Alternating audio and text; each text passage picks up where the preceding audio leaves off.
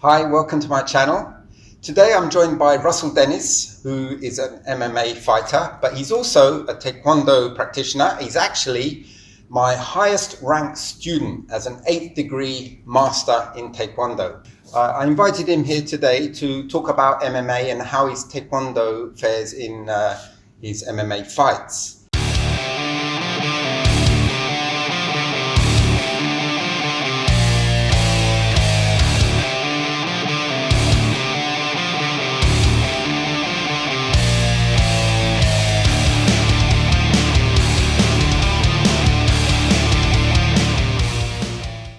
So, as a Taekwondo practitioner, what made you take up MMA? I think even before UFC sort of came out, I was always found the martial art and self-defense, the most interesting part. And so, as I say, even before it came to prominence, if someone came to the club from a judo background or kickboxing, or particularly like capoeira or kung fu, something quite unusual, always found it interesting, because I think whether it's Taekwondo or other forms of combat, different martial arts, you can get very blinkered, very insular in the way that you fight, and you think, oh, this is how fights go, and you get very used to it. So, as I say, if someone's got a boxing background or jiu-jitsu, it's like, oh, this is really interesting, this is different.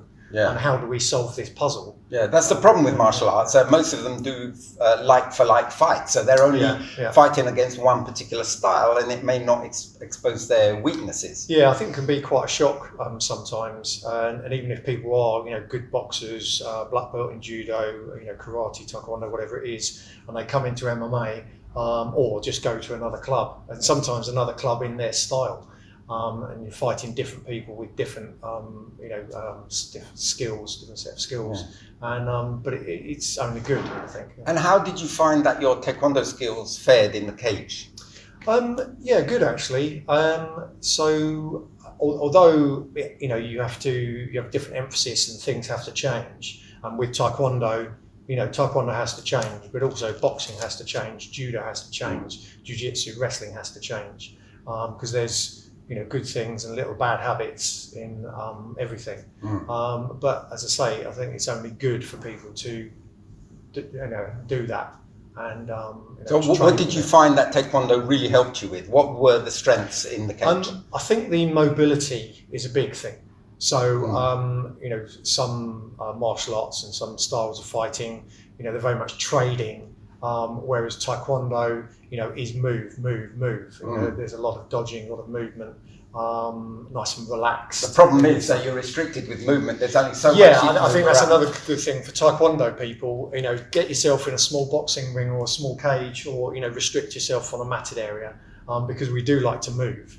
Which is sensible, but you can be in trouble. I mean, this is a 20-foot cage, and a lot of competitions will be in 20, maybe 24-foot cages. UFC often use a 32-foot cage, so that's plenty of space.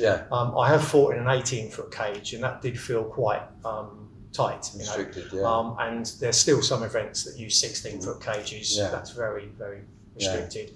But it's learning to move, learning to use the space. And what did you feel that you really needed to supplement? What weaknesses did you have to work on when you took up MMA? So definitely the ground. Although as you know, there's a lot more to Taekwondo than people think, because people are not involved in Taekwondo don't realise that in Taekwondo you've got knees, elbows, releases from grabs. And obviously we've got 2-on-1 and weapons, defence and tactics. But the ground is something where most Taekwondo people either haven't been or haven't practiced a lot.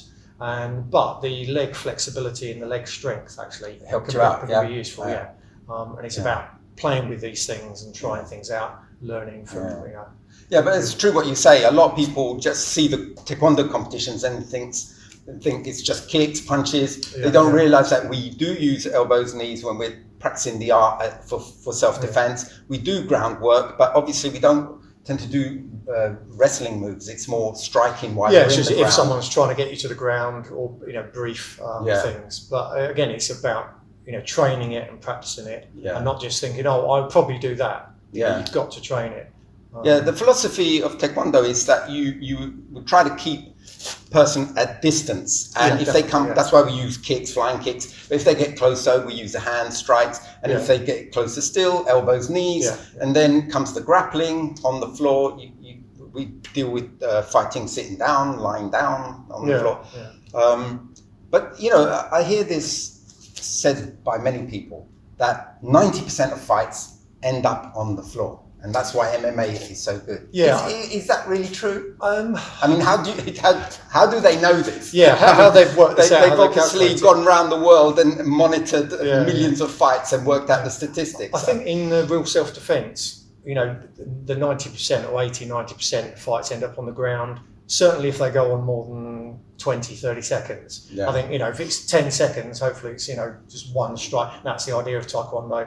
One big hit, and that's hopefully it. But I think if it's going on more than certainly 30 seconds, the chances increase as the time goes on. If you watch the police camera action sort of programs, it's often load of strikes, and then maybe just because of adrenaline, and it all gets very untidy. People fall to the ground, and actually, it's a bit like those funny videos where they've got a scary clown appears, or someone with an axe. And they say run, and you often find how many people fall over. Most humans know how to run, or at least to turn and run, but how many fall over? And it's just the adrenaline. That's right. And in the panic, they fall over. But it's true in fights as well. Where you're in a real fight, then adrenaline takes over, and you can't coordinate as well. This is why whether it's a bit of pressure from gradings or competitions, even if it is a restricted. Competition rules, maybe like in the jiu-jitsu or taekwondo, it's still good to do that because you're putting yourself under pressure, getting used to the adrenaline a bit, because you may be able to do it on a pad, but under that pressure. So in that sense, combat sports like MMA are going to really help you deal with that adrenaline. So it's a good preparation for real self-defense. Yeah. And I think the good thing about MMA is you end up in such ridiculous, situations in that, you're upside down, or, someone's trying to get you to the ground, or you have fallen to the ground, then scramble, trying to get position. So I think that's really good. Yeah, so it's a good way of learning self-defense, for real self-defense situations, because you've got diverse opponents. But there are rules, as with all combat sports. Yeah, I think a lot of people don't realise that there's 30 something rules in MMA, many, even in UFC. So you've got no downward elbow, the sort of 12 to 6 elbow,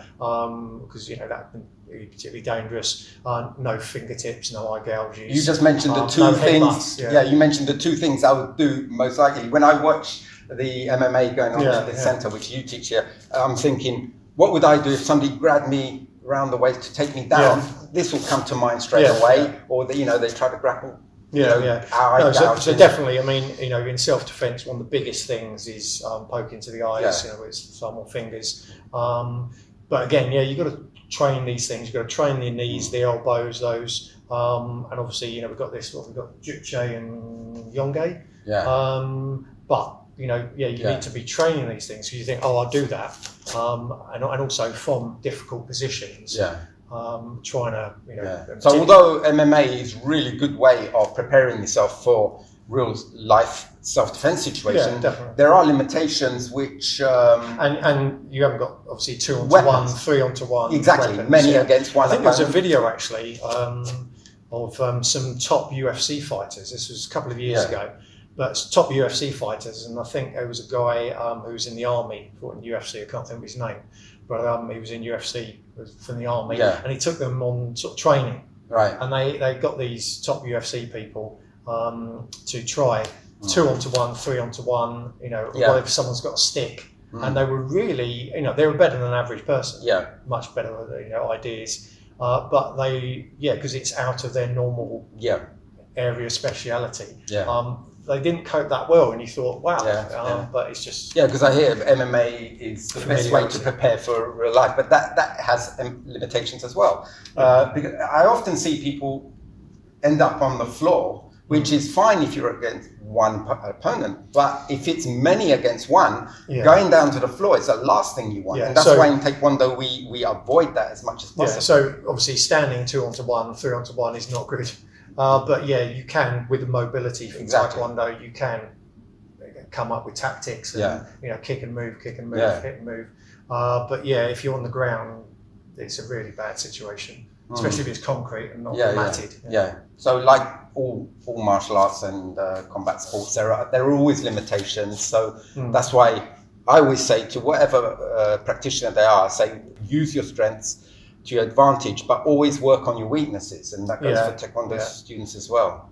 Would you say that MMA is a martial art because it's mixed martial arts? Is it really a martial art? I think actually MMA is maybe not the best term, and I've heard a few people say this to me over the years. You've got the old terms, Bell, Tudo, and Pankration, and which was sort of anything goes, competition back, way back as some of the early Olympics.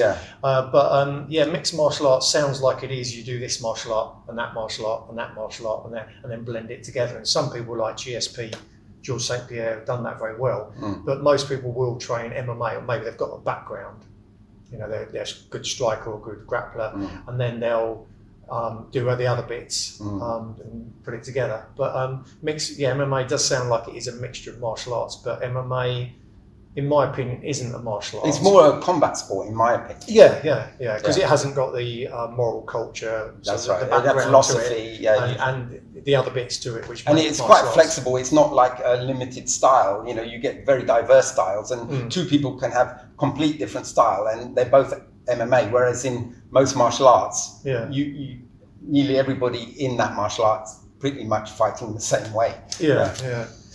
But I think, as I say, the Taekwondo leg strength and flexibility certainly is coming in. When I in the early days when I was doing the MMA, a few jiu-jitsu people said, "Oh, have you done much of this before?" And I said, "No, I'm just doing what I can, trying to cope the best I can." They said, "Oh, you're doing quite well." I was going to ask, have you actually took up any other martial art to supplement your? I've done bits of lots of martial arts over the years. So even 30 years ago, when I started Taekwondo, I was doing little bits and bobs. I haven't trained properly in any martial art, apart from Taekwondo. It's more I've trained with people who, have got a boxing background or judo, jiu-jitsu, wrestling, and other things just to get ideas and work things. But I think in the early UFCs, you didn't see people kick that much because they were scared to kick because they were worried about being taken down. Nowadays, you see people, not only Taekwondo, but a lot of people from different backgrounds using much more intricate things, much more exciting things, and pulling them off because they're maybe not as scared to end up on the ground. If they end up on the ground, okay, they do that, or if they end up having to strike. So Mark Weir, Zel Galasek, years gone by, and still now doing very well. Done very well in MMA. So they've done Taekwondo and they win fights, because I've had comments on my YouTube channel saying you never see Taekwondo practitioners winning MMA fights. But you could you can pick on any martial art and go, oh, we had some see this, but you do get people who do other martial arts and pull things off. But Benson Henderson, Anthony Pettis, Conor McGregor, Anderson Silva have played around with ITF Taekwondo. Trying to think, Edson Barbosa, Darren Cruikshank. If you type in Taekwondo fighters in UFC, Taekwondo and MMA, you'll get a list of people. So I've actually seen some very good Taekwondo Anthony Pettis techniques. that I mentioned. I've actually seen many good knockouts, right early on in the fight before they end up on the floor. Well, Edson Barbosa doing a spinning heel kick, reverse turning kick, is a famous one.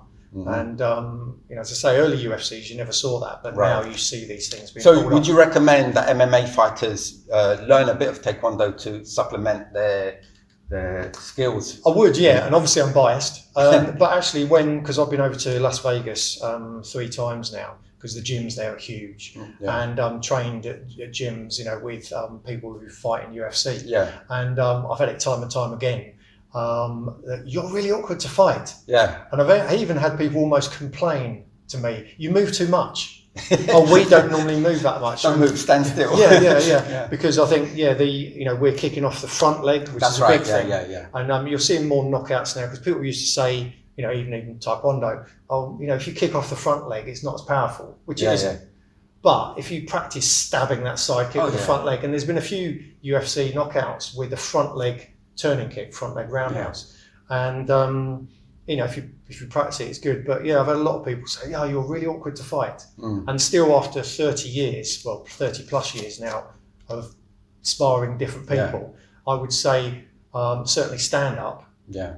The hardest people to fight are good Taekwondo people. Yeah. And I should be used to them. But I think it's because we do move and we kick and punch. That's the other thing I've had people say, you just kick from any angle, instead of plodding in and setting yourself as is good and then firing from there. We're just moving, kicking from all angles. And you do professional fights in MMA? Yeah. So I haven't done a lot, because of my age.